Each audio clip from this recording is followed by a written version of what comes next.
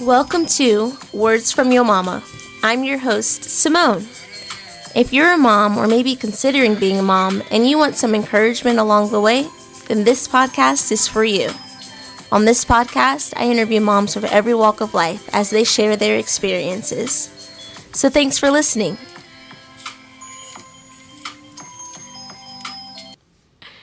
Oh man, so looking back, Heidi, what is one thing you were glad you did with your children, raising them? Making memories and traditions with them. Putting forth the effort to make even the small things special, making it a fun time, just taking the time and the effort to make even the most, what normally would just be average, but making a memory with them over that. That's good. That's difficult too, kind of, because I don't know, I feel like for my mom raising my sister and I, her memory making was a little bit different than what I remember. So for her, she enjoyed road trips. I distinctly remember my sister despising road trips. So in my mom's mind, she's making great memories because she loves road trips. But in my sister's mind, she's like, I hate this. Why do we have to take a car to go to Florida? Yes. Yes. My kids, like I said, they love to bake. Well, when you have 3 small children in the kitchen mixing and all of that kind of stuff, it can become quite the mess. And I can do it so much faster and cleaner and just be done with it. There are times that I do it that way, but then there are other times that I make myself stop, slow down, enjoy this moment, and we'll clean it up later. But those are memories that we have now. Good memories, because it's involving food, and food is always a good memory. Always a good memory. So these are deeper questions now. What 3 events most shaped your life? I would say getting a revelation of who God is for myself. Being raised in a pastor's home, church was, our life revolved around church a lot. And so in some ways people are like, really, you're getting it for yourself? But yes, I couldn't go to heaven on my mom and dad's coattails. And their relationship with God could only take me so far. But I could take you to the spot when about, I was 14, 15 years old. And I was just talking to God and telling him I've got to know it for me and not mom and daddy's religion. And he revealed who he was to me. And that was a pivotal moment, because once I got it for myself, nothing can take that away from me. Mm-hmm. It's not something I've just been taught and trained, but it's who and what I am. And then marriage is, it made a big difference in my world. Again, like I said, it showed me a whole new side of me, and some of it I liked and some of it I didn't like too much, but, it changed me. It changed me for the better. And then being a mom, when they laid that first baby up on my chest, and I knew that I was responsible for her and for her soul, that'll make you stop and think. And that changed who I was again for the better. So good. All of those experiences definitely obviously shaped you, but they're decisions that you made that changed your life forever. Like you deciding to walk with God, you deciding to marry your husband, you guys jointly deciding to have kids. It's great. Yes. Choices. Yeah. So let's talk about your house. What makes your home warm and inviting? Well, that one was, I know what I want to hear, but I asked my kids and my husband instead. I said, okay, so what makes our house warm and inviting? And my 10-year-old said, it's the people in it. Mm-hmm. I like that. And my husband said, it's a relaxing atmosphere, which is a goal. That's what I want it to be. I want it to be a safe haven, relaxing. And so then I went to my oldest one, and she's 15, and I said, okay, Abby, what makes our home what it is. And she said, I would say it's the people in it, Mom. So I guess family is what makes my home what it is. We love each other and we've got each other's back, and it's a place where you can come and be safe. I love My that. house in and of itself is not perfect, but we've got family. I love that. I relate to that so much. There's a family in my church. They're my second family. And I watch their house sometimes when they go on vacation. And it's literally the creepiest house when they're not there because it's so big. But when they're Yes. there, we play hide and go seek in the dark. We play all these crazy fun games. And it's like, oh, it's fine because they're there. Like they make their house warm and inviting. So I totally get what They you're do. saying there. My mom was her.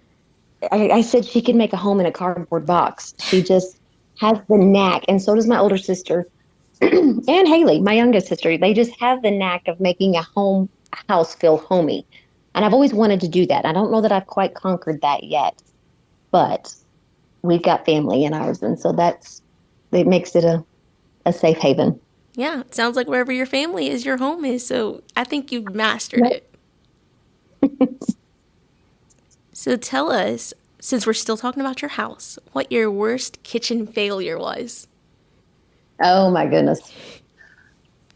I was probably 13, 13 or 14, and our youth group sometimes would spend Sunday afternoon at the church between the morning service and evening service. We'd play music, play games, just hang out. And my family and I lived about 5 steps from the church in the church parsonage. And so one Sunday I decided I was going to make brownies for everybody. And I went over and I got them in the oven and everything, but I failed to read the box all the way through. And it was supposed to be put in an 8 by 8 pan instead of a 9 by 13. So when they came out of the oven, you literally had to chisel them out of the pan. They were so thin, they were like rocks. And the youth group was so kind and they acted like they were good, but I know they about broke their teeth trying to eat them. It was it was so bad that my husband, who was in the youth group at that time, still remembers it almost 30 years later. Oh They my were that bad. gosh. They were that Yeah. good. It was good. Right. I feel like you can't be a good baker without ruining a good brownie. Like everyone's ruined a Right. good brownie. I did a great job at it. I once was in middle school and I took those Uncle Ben rice bags that you can cook in the microwave for like 3 minutes. Yeah. And I accidentally put it in there for 30 minutes and I forgot about it. And Oh about no. blew up the whole microwave. My mom's like, "What are you doing?" I'm like, "I don't know. I don't know." Mercy. Yeah. I'm a good cook now. I do a little bit better at baking now than I did then. I hope so. You've got a lot of birthday cakes to bake. This is true. So, since you're a forward thinker, let's forward think about some advice that you would give to your grandchildren or your great grandchildren. Mm, don't sweat the small stuff. If it's like I said, I'm a people pleaser, and so I can get all worried and all messed up about things that really don't matter. Um, but don't sweat the small stuff and love God, love truth, love family. And like I said, put Him first, try to please Him first. Everything will fall into place there. Um, I don't know. That would be if you love God and you love family and you love people, then you can do pretty good in life. Yeah, that's a firm foundation right there. Always, another thing that just came to mind is always be willing to say, I'm sorry and I love you. No, those aren't easy at all. It's so difficult to, because you know the saying, I'll forgive you, but I'm not going to forget. Hmm. But Yeah. but then the turn around and be like, I love you. I forgive you. I'm sorry. Ugh, Not easy sometimes. no. Um, Being a mom, um, learning to say I'm sorry to my children when I do something stupid or I mess up in that decision making. I didn't handle that situation correctly. That's not easy at all either. But if you got to be willing to do that.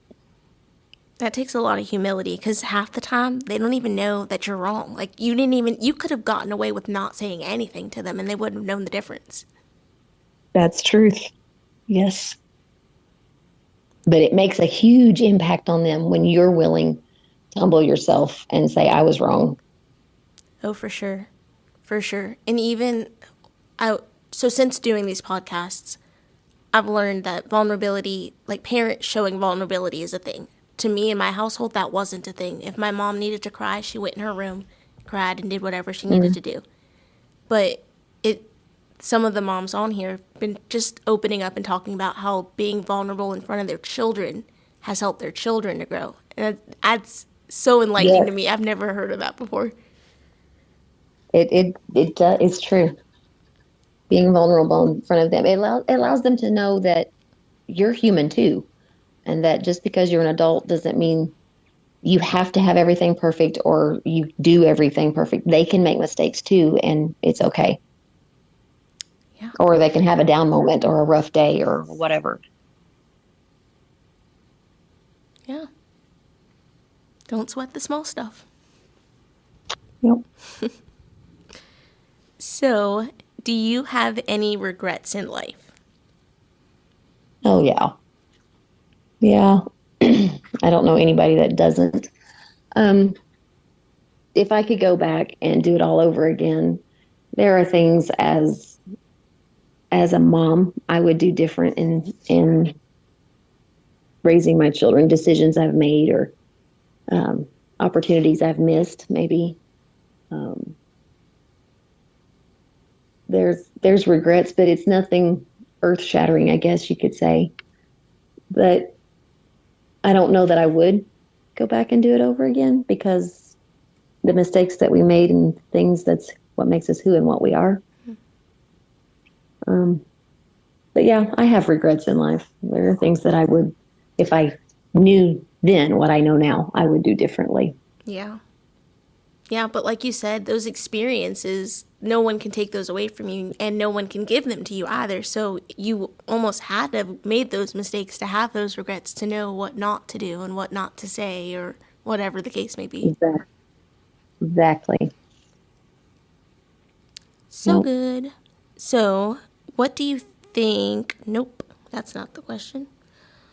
What do you wish you had more time for in life? Oh, in the big picture, I wish I had more time uh, to teach and train my kids. My mom always said that it goes so fast. All the moms always say it goes so fast, and 18 years is just not long enough. And it doesn't feel that way when they're one and not sleeping all night and all that kind of stuff.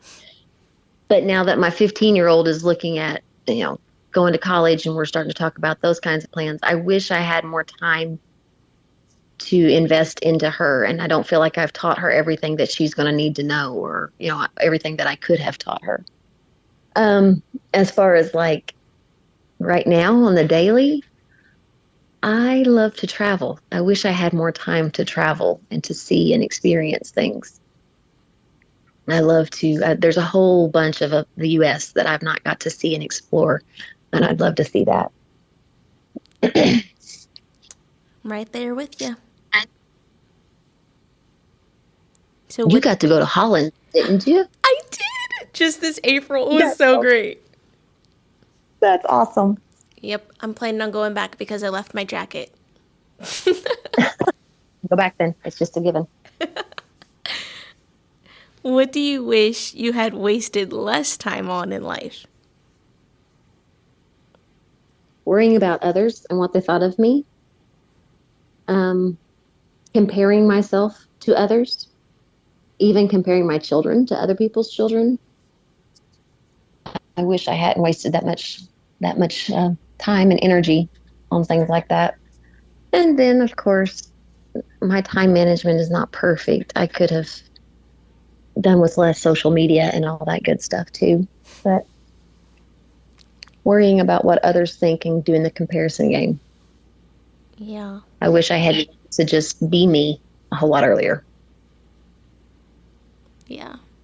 But it's difficult because, you're doing something that's not common. People don't, well, it's becoming common. People didn't raise their kids at home. They didn't like homeschool their kids.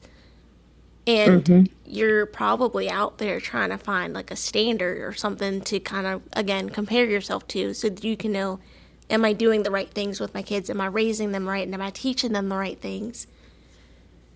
Yes, exactly. Am I doing enough? Am I giving them enough of an opportunity and chances and preparing them for life, or am I robbing them of something? Yeah.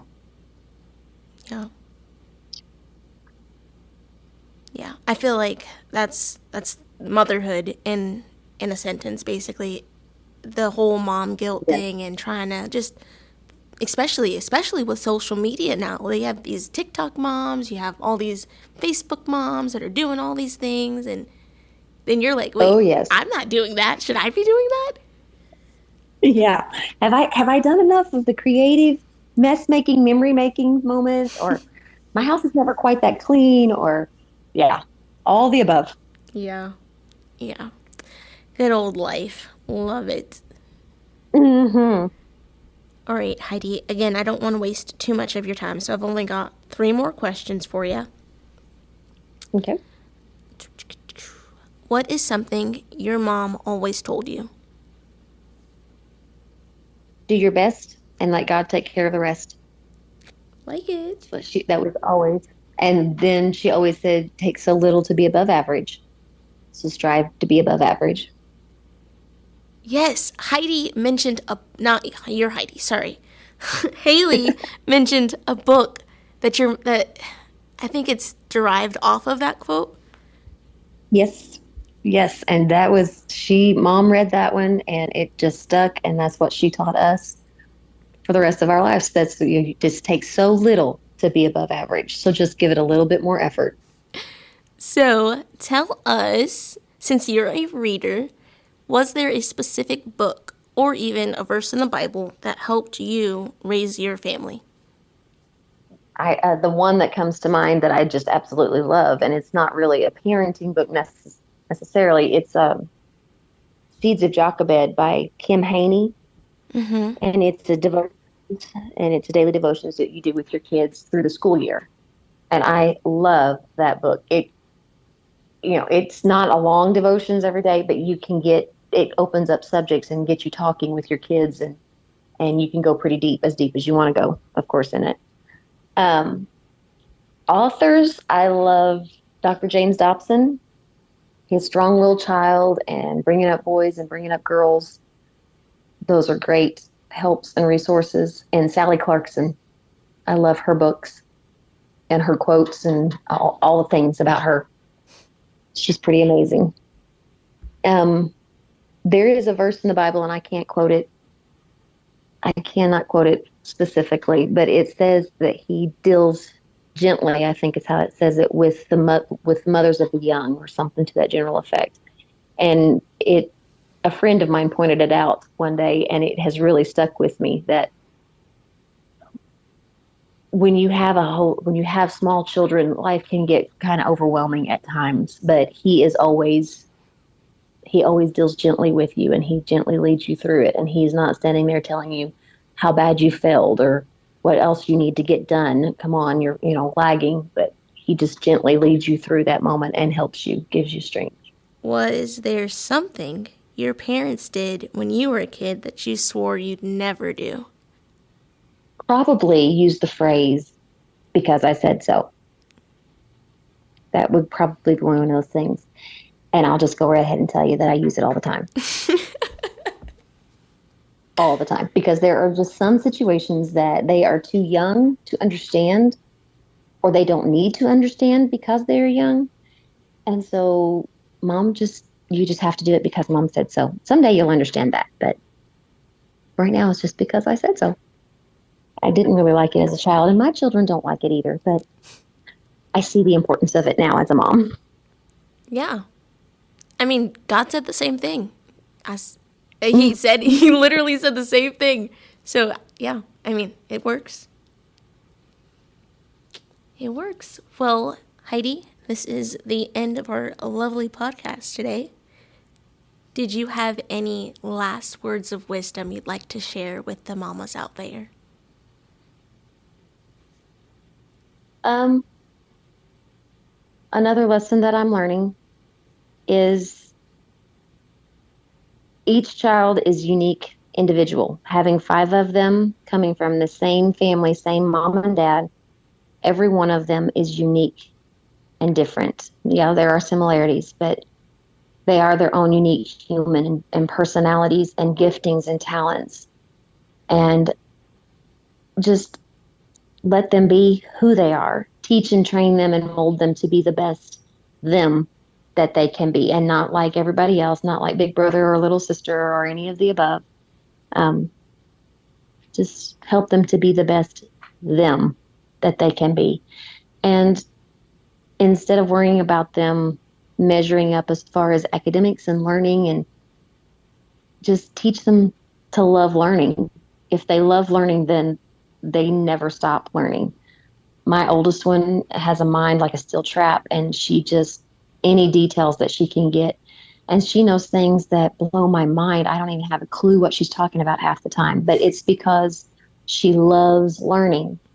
And so if I can teach each of my children to learn, to love learning, then they'll outpace me in no time, and they'll go far with that. Most definitely. My mom's always said to me, like, anytime that I've looked up to her and I'm like, Mom, I want to be just like you when I grow up. She's like, no, you can be better than me when you grow up. Mm-hmm. Yes. You're definitely leading them down the path of greatness. I so appreciate you taking the time out today to interview with me. Well, thank you for having me. It's been fun. It has. I'm going to go find an altar now. It's great that I'm in the church recording this.